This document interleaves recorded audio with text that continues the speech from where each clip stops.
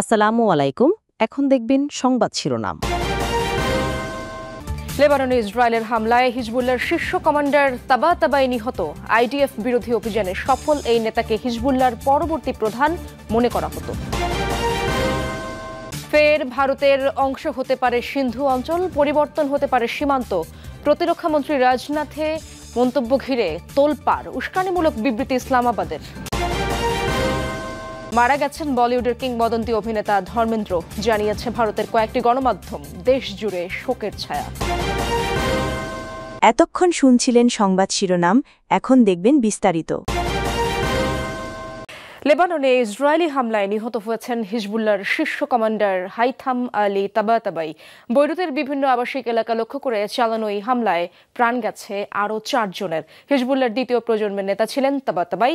হাসান নাসরুল্লাহর মৃত্যুর পর তাকেই মনে করা হচ্ছিল হিজবুল্লাহর পরবর্তী প্রধান। একের পর এক হামলায় প্রকম্পিত বৈরুত। লেবাননের রাজধানীর দক্ষিণের দাহিয়া অঞ্চলে হামলা চালায় ইসরায়েলি বাহিনী। হামলায় ক্ষতিগ্রস্ত হয় বেশ কিছু ভবন এবং স্থাপনা, যার মধ্যে আবাসিক ভবনও রয়েছে। এতে হতাহত হন অনেকেই। আতঙ্ক ছড়িয়ে পড়ে বৈরুতবাসীর মাঝে। হঠাৎ প্রচণ্ড শব্দে কেঁপে ওঠে সবকিছু। ভয়ে আতঙ্কে রাস্তায় বের হয়ে আসি। পাশের সড়কে আমার স্বজনেরা থাকেন, এখনো তাদের কোনো খোঁজ পাইনি।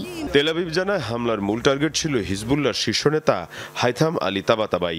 হামলায় তিনি নিহত হয়েছেন বলে জানিয়েছেন ইসরায়েলি প্রধানমন্ত্রী। তাবাতাবাইয়ের মাথার পেছনে $50 লাখ পুরস্কার ঘোষণা করা হয়েছিল। নাসরাল্লাহর পর তাবাতাবাই ছিল সবচেয়ে বড় হুমকি। তাদের হত্যার মাধ্যমে মধ্যপ্রাচ্যকে সন্ত্রাসী মুক্ত করার পথে আরও এগিয়ে গিয়েছি আমরা। এদের হত্যার মাধ্যমেই লেবাননের নিরাপত্তা ও ভবিষ্যৎ নিশ্চিত করা হবে। লেবাননের সশস্ত্র সংগঠন হিজবুল্লাহর দ্বিতীয় প্রজন্মের নেতা ছিলেন তাবাতাবাই। 80-র দশকে তিনি যোগ দেন হিজবুল্লায়। দায়িত্ব পালন করেন সশস্ত্র গোষ্ঠীটির এলিট ফোর্স রাদওয়ানে। ইসরায়েলি হামলায় হাসান নাসরুল্লাহর মৃত্যুর পর গেল বছর দায়িত্ব পান হিজবুল্লাহর চিফ অব স্টাফ হিসেবে। ইসরায়েলকে ঠেকাতে এবার মিশরের দ্বারস্থ হামাস। দেশটির গোয়েন্দা প্রধান হাসান রাশাদের সাথে কায়রোয়ে বৈঠক করেছে ফিলিস্তিনি স্বাধীনতাকামী সংগঠনটির প্রতিনিধি দল। গাজায় ইসরায়েলের যুদ্ধবিরতি লঙ্ঘনের বিষয়টি নিয়ে আলোচনা হয় বৈঠকে। হামাস জানায় ইসরায়েলি হামলা যুদ্ধবিরতি চুক্তিকে হুমকির মুখে ফেলেছে। বিবৃতিতে ফিলিস্তিনের স্বাধীনতাকামী সংগঠনটি জানায় যুদ্ধবিরতির শর্ত বাস্তবায়নে প্রতিশ্রুতিবদ্ধ হামাস। তবে ইসরায়েলের হামলা পরিস্থিতিকে জটিল করে তুলছে।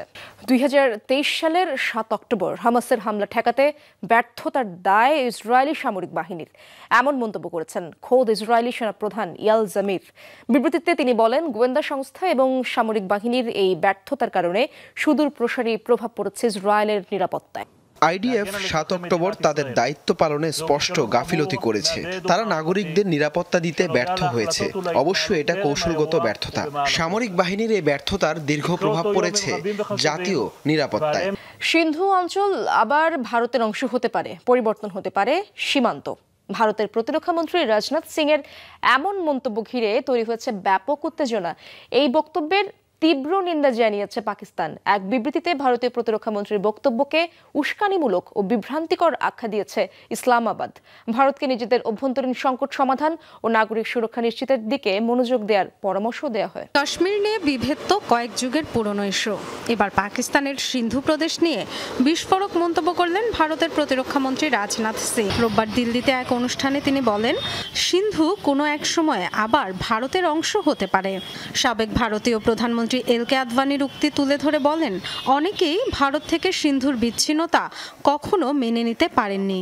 আজ সিন্ধু ভূখণ্ড এখন ভারতের অংশ নাও হতে পারে, কিন্তু ঐতিহাসিকভাবে সিন্ধু সভ্যতা সবসময় ভারতের অংশ হয়েই থাকবে। ভূমির বিবেচনায় সীমান্ত পরিবর্তন হতে পারে, কে জানে কাল হয়তো ভারতের অংশ হয়ে ফেরত আসবে সিন্ধু। সেখানকার মানুষ যারা সিন্ধু নদকে পবিত্র ভাবে, তারা আমাদেরই অংশ। তারা কোথায় আছে সেটি বিষয় নয়। রাজনাথ সিং এর বক্তব্যের নিন্দা জানিয়ে কড়া বিবৃতি দিয়েছে পাকিস্তান। এমন মন্তব্য বিভ্রান্তিকর, বাস্তবতা বিবর্জিত ও বিপজ্জনক আখ্যা দিয়েছে দেশটির পররাষ্ট্র মন্ত্রণালয়। এই ধরনের মন্তব্য হিন্দুত্ববাদী মানসিকতার প্রকাশ, আন্তর্জাতিক আইনের বিরোধী বলেও আখ্যা দিয়েছে। ভারতকে নিজেদের অভ্যন্তরীণ সমস্যা সমাধানে মনোযোগ দেওয়ার পরামর্শ দিয়েছে ইসলামাবাদ। জম্মু কাশ্মীর সংকট সমাধানে উপযুক্ত পদক্ষেপের আহ্বানও জানিয়েছে। 1947 সালে ভারত ভাগের সময় পাকিস্তানের অন্তর্ভুক্ত হয় সিন্ধু নদের তীরবর্তী অঞ্চলটি। ইউক্রেনে ব্যাপক হামলা চালিয়েছে রাশিয়া। প্রাণ গেছে কমপক্ষে 6 জনের, আহত অনেকে। দেশটির দ্বিতীয় বৃহত্তম শহর খার্কিভে ভয়াবহ ড্রোন হামলা চালিয়েছে রুশ সেনারা। আক্রান্ত হয় একটি বহুতল ভবন। বিস্ফোরণের পর আগুন ধরে যায় বাড়িটিতে। কয়েক ঘন্টার চেষ্টায় নিয়ন্ত্রণে আসে আগুন। ভেতর থেকে উদ্ধার করা হয় 4 জনের মরদেহ।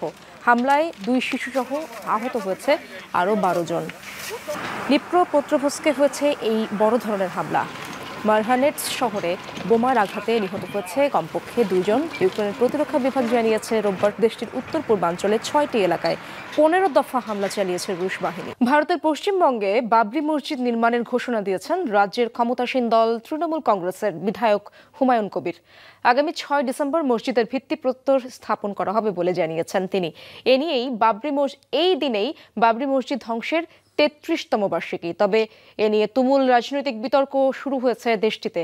ভোট ব্যাংকের রাজনীতি করতে গিয়ে তৃণমূল কংগ্রেস সাম্প্রদায়িকতা উস্কে দিচ্ছে বলে অভিযোগ করেছে বিজেপি। 1992 সালের 6 ডিসেম্বর এদিনেই ভাঙচুর চালানো হয় অযোধ্যার 500 বছরের পুরনো বাবরি মসজিদে। সাম্প্রদায়িক দাঙ্গায় প্রাণ হারান কমপক্ষে 2000 মানুষ। 2019 সালে অযোধ্যার বিতর্কিত এ জমি হিন্দু সম্প্রদায়ের বলে রায় ঘোষণা করেন ভারতের সুপ্রিম কোর্ট, যার ভিত্তিতে গেল বছর জানুয়ারিতে রাম মন্দির নির্মিত হয়। বছর ঘুরতেই আবারও আলোচনায় আসে বাবরি মসজিদের নাম। অযোধ্যা থেকে বহু দূরের রাজ্য পশ্চিমবঙ্গে বাবরি মসজিদ তৈরির ঘোষণা দিয়েছেন তৃণমূল কংগ্রেসের বিধায়ক হুমায়ুন কবির।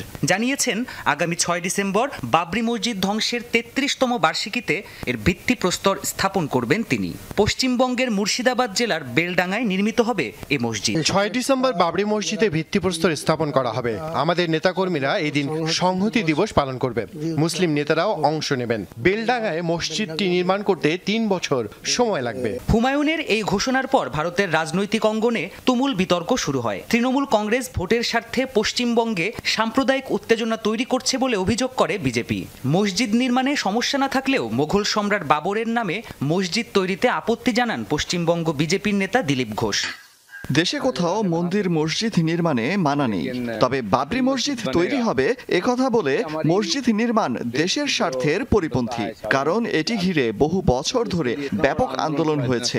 বাবর ছিলেন একজন আক্রমণকারী, তাকে এদেশের মানুষ শ্রদ্ধা করে না। আগামী 6 ডিসেম্বর কলকাতাতেও বড় রাজনৈতিক সমাবেশের প্রস্তুতি নিচ্ছে তৃণমূল কংগ্রেস। বাবরি মসজিদ ধ্বংসের প্রতিবাদে প্রতি বছর এ সমাবেশ আয়োজন করে থাকে দলটি। নাইজেরিয়ার একটি আবাসিক স্কুল থেকে অপহরণের শিকার হয়েছে 300 বেশি শিশু। আফ্রিকান দেশটিতে এক সপ্তাহে 3য় গণ অপহরণের ঘটনা এটি। সাম্প্রতিক সময়ে নাইজেরিয়ায় আশঙ্কাজনক হারে এমন অপরাধের ঘটনা বেড়ে যাওয়ায় চরম আতঙ্কে দিন কাটাচ্ছে সাধারণ মানুষ। নিজ বাড়িতেও নিরাপদ বোধ করছে না তারা। এমন পরিস্থিতিতে প্রশাসনের কাছে বাড়তি নিরাপত্তার দাবি নাইজেরিয়ানদের। স্কুল হোস্টেলের এই ঘরগুলোতেই ঘুমিয়েছিল ছোট্ট শিশুরা। রাতের আধারে হঠাৎই হানা দেয় দুষ্কৃতিকারীর দল। তুলে নিয়ে যায় অন্তত 303 শিক্ষার্থী ও 12 শিক্ষককে। ঘটনা নাইজেরিয়ার নাইজার অঙ্গরাজ্যের সেন্ট মেরিস ক্যাথলিক স্কুলের। শুক্রবারের এই ঘটনাটি দেশটির ইতিহাসে সবচেয়ে বড় গণ অপহরণগুলোর একটি। তবে এর আগে একই সপ্তাহে ঘটে আরও 2টি বড় অপহরণের ঘটনা। এর আগে সোমবার পার্শ্ববর্তী কেব্বি অঙ্গরাজ্যের একটি বোর্ডিং স্কুল থেকে 20 জনেরও বেশি মুসলিম ছাত্রীকে তুলে নিয়ে যাওয়া হয়। এছাড়াও হামলার শিকার হয় দক্ষিণের কওয়ারা অঙ্গরাজ্যের একটি চার্চ, যাতে প্রাণ হারায় 2 জন আর অপহরণের শিকার হয় 38 জন। এসব ঘটনায় আতঙ্ক ছড়িয়ে পড়েছে পুরো দেশ জুড়ে। নিজ বাড়িতেও সময় কাটছে প্রবল ভয় আর আতঙ্কে। ব্যাহত হচ্ছে স্বাভাবিক জীবন। আমি মনে করি না কেউ নিরাপদ বোধ করছে। অপহরণ, বন্দুকধারীদের হামলা, খুন সব মিলিয়ে পরিস্থিতি খুবই ভয়ানক। মানুষ ঠিকমতো ঘুমাতে পারছে না। সামান্য শব্দ হলেই চমকে জেগে ওঠে। নাইজেরিয়ার কোনো জায়গায় এখন নিরাপদ নয়। এমন ভয়াবহ সংকটে প্রশাসনের কাছে বাড়তি নিরাপত্তার দাবি জানাচ্ছে সাধারণ মানুষ। সরকারের উচিত চার্চ, স্কুল আর অন্যান্য গুরুত্বপূর্ণ স্থাপনায় নিরাপত্তা কর্মী মোতায়েন করা, যাতে মানুষ অন্তত তাদের কর্মস্থলে নিরাপদে থাকতে পারে। ক্যাথলিক স্কুলে অপহরণের ঘটনার পর শনিবার নাইজার অঙ্গরাজ্যে অনির্দিষ্টকালের জন্য সব স্কুল বন্ধের ঘোষণা দিয়েছে প্রশাসন।